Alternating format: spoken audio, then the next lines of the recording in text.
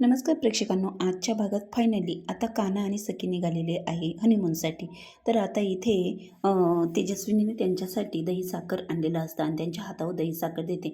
आता म्हणतात की तुम्ही झालं ना पॅकिंग तुमचं, चला आता.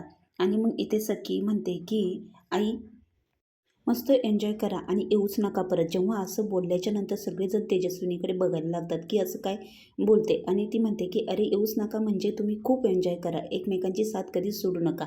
आता इथे तेजस्विनीच्या पाया पडतात कान्हा आणि सखी आणि निघणारच असतात. तेव्हा आता इथे सखी मात्र म्हणते चल.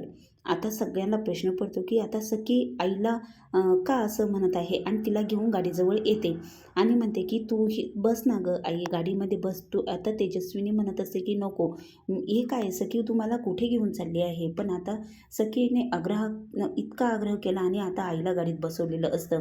कारण की सखी आता तिलाही त्यांच्यासोबत घेऊन चाललेली असते. तेव्हा आता मात्र कान्हा म्हणतो की तुम्हीही आमच्यासोबत येत आहात, माहिती आहे ना तुम्हाला. कारण की सखीनेच हा सगळा प्लॅन केलेला आहे. कारण की तुमच्या मुलीला मी कधी नाही म्हणू शकत नाही. जेव्हा ती मला लास्ट टाईम निघायच्या वेळेस असं म्हटले की आई एकटीच राहील घरी. आणि मागच्या वेळेस आपण जेव्हा असंच बाहेर गेलो होतो तेव्हा काय घडलं होतं माहिती आहे ना. आणि मग आता कान्हासुद्धा सखीला नाही म्हणू शकला नाही आणि सखीची ती इच्छा पूर्ण करायची कान्हाने ठरवलं. तेव्हा आता मात्र येथे तेजस्विनी म्हणत असते, अरे पण आता मात्र मी थांबते घरी, मला कशाला तुमच्यामध्ये घेऊन चालला आहात.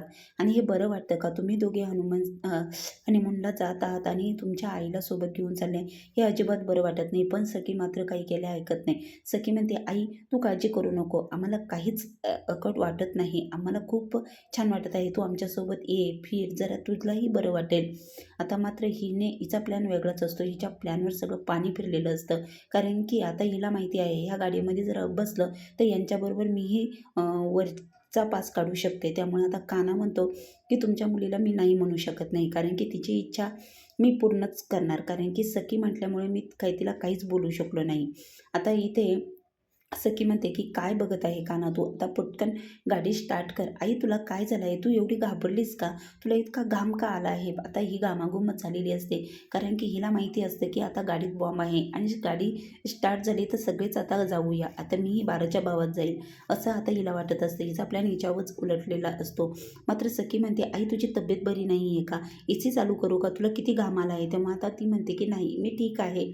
आता इथे सखी म्हणते की आपण सगळे आता चाललो आहात आणि आता मात्र टाईम नको, मी खूप एक्सायटेड आहे. आई तुला एकदा गाडी चालू झाली ना की तुला खूप बरं वाटेल आणि मग तू प्रवासाचा आनंद घे आणि मग तुला छान वाटेल. पण आता इकडे मात्र हिचा जीवाची फार घालमेल झालेली असते. ती देवाकडे प्रार्थनाच करत असते की आता काहीतरी. आता इकडे मात्र सखी म्हणते की स्टार्ट कर ना कान्हा गाडी, चल लवकर. आता इकडे तेजस्विनीने मुद्दामून कोणाला तरी कॉल केलेला असतो आणि ती म्हणते की कॉल आला आहे बघू, हॅलो बोलते आणि म्हणते की काय झालं, लोणावळ्याचं जे रेस्टॉरंट आम्ही बुक केलं होतं तिथे आग लागली आहे. आणि का नाही होणार, आम्ही पैसे भरले आहेत तेथे, तेव्हा आता तुमचे पैसे रिटर्न भेटणार. अहो आमचे पैसे रिटर्न नाही भेटू देत, पण आम्ही ते बुकिंग केलं होतं आणि आम्ही आता तिकडे येण्यासाठी निघालेलो आहोत. आता हे असं अचानक तुम्ही आम्हाला सांगता आहात. तेव्हा कान्हा म्हणतो काय झालं, काय झालं आई. तेव्हा आता मात्र इकडे तेजस्विनीचे सगळे नाटकं असतात ती मात्र फोनवर बोलत असते. तेव्हा आता हे सगळं कॅन्सल झालं आहे असं ती सांगते. आता मात्र कान्हा म्हणतो आई काय तिथे लोणावळ्यामध्ये एकच रेस्टॉरंट आहे का, आपण दुसरंही हॉटेल बुकिंग करू शकतो आणि त्या तो नंबर माझ्याकडे. तेव्हा आता मात्र नंबर जेव्हा कान्हा मागतो तेव्हा ती म्हणते की अरे माझ्याकडे नंबर पण नाही आहे त्यांचा. आणि मग इथे कान्हा म्हणतो की फोन बघायला जातो तर तितक्यात कानाला ती म्हणते की मी सगळं काही विसरले, त्यांचा नंबरही घ्यायला विसरले आणि आता सगळं तिथे आग लागलेली आहे, त्याच्यामुळे आता काहीच नाही होऊ शकत. आता सखी म्हणते हे काय चाललं आहे, आता हे सगळं काय प्रकार होत आहे. आणि मग इथे तशीही सखी म्हणते आईची इच्छा नव्हतीच येण्याची आणि तिथे आगही लागली आहे आणि आईही नको म्हणत होती, त्यासाठी आपण आता कॅन्सलच करूया, तसा माझाही मूड राहिले नाही. आता सखी आणि कान्हाची जी लोणावळा ट्रिप होती ती जवळपास कॅन्सलच झालेली असते. तेव्हा आता सखी म्हणते की नको बाबा, आता माझा मूड पण नाही आहे आणि हे सगळं काय घडत आहे, आपण निघाल्यापासून एक एक घडत आहे, त्यामुळे आता मला नाही यायचं. आता गाडीच्या खाली तेजस्विनी उतरते आणि ती तेजस्विनी बनून राहणारी ती मनस्विनीच असते. तर ती लगेच म्हणते देवा मी कधी तुझ्याकडे काही मागितलं नाही आणि आत्ता पण तुझ्याकडे तुला थँक्यू म्हणते, कारण की आज तू खूप चांगलं काम केलं आहे मला वाचवलं आहे. नाहीतर आज माझाच प्लॅन माझ्या उलटला होता. या सखी आणि कानाबरोबर मीही जात होते. आता त्या बॉम्बवाल्याला फोन करते आणि त्याला सांगते की लवकरात लवकर ये आणि जसा या गाडीमध्ये बॉम्ब लावला तसा तो आता काढून घेऊन जा. प्लॅन सगळा कॅन्सल झालेला आहे. सखी बेडरूममध्ये येते आणि म्हणते की बघ ना, इतक्या दिवसातून आपण इतका छान प्लॅन केला होता. आपण बाहेर जाणार होतो. आईही आपल्यासोबत येणार होती. हे सगळं काय घडत आहे? आणि आपल्याला एवढा छान वेळ घालवण्याचा हे होता. तेव्हा आता मात्र इथे काना म्हणतो की अरे, अजूनही माझ्या बायकोचा मूड मी ठीक करू शकतो. आणि मग इथे काना म्हणतो की ठीक आहे, आपण एक आयडिया करू. आता आपण मंचाव सूप मागवू आणि दोघेही एकत्र बसून गप्पा मारत तो पिऊ. आता इकडे तो मोबाईल घेण्यासाठी बाहेर आलेला असतो. तितक्याच गाडीखाली तो बॉम्बवाला तो बॉम्ब काढत असतो. पण कान्हा ते बघतो. कान्हा म्हणतो, "तू काय करत आहे?" आता तो तिथे कान्हाने बघितल्याच्या नंतर तो म्हणतो, "तुझ्या हातात काय आहे?" जेव्हा कान्हा बघतो, कान्हाला संशय येतो, "तू इथे काय करत होतास?" म्हणून. "अरे थांब." आणि मग तो लगेच त्याला कान्हा त्याला पकडतो.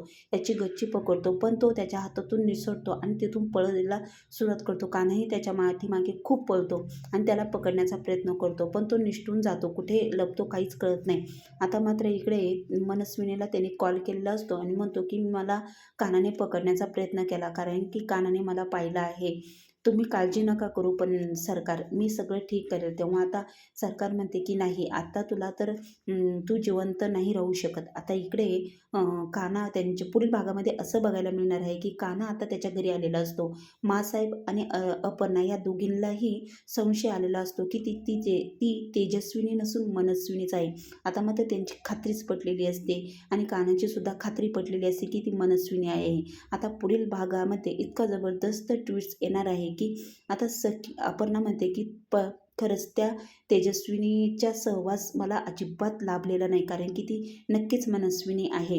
आता सखीसुद्धा ती पुढील भागामध्ये असं बघायला मिळणार आहे की सखीच्या बाबांनी दिलेली अंगठी ते तिच्या आईच्या हातात बोटात घालायला जाते, तर ती अंगठी तिला येत नाही. आता सखीला सुद्धा डाऊट आलेला आहे. आता तो डाऊट सखीला खरं सगळं सत्य परिस्थिती सखीसमोर येईल का?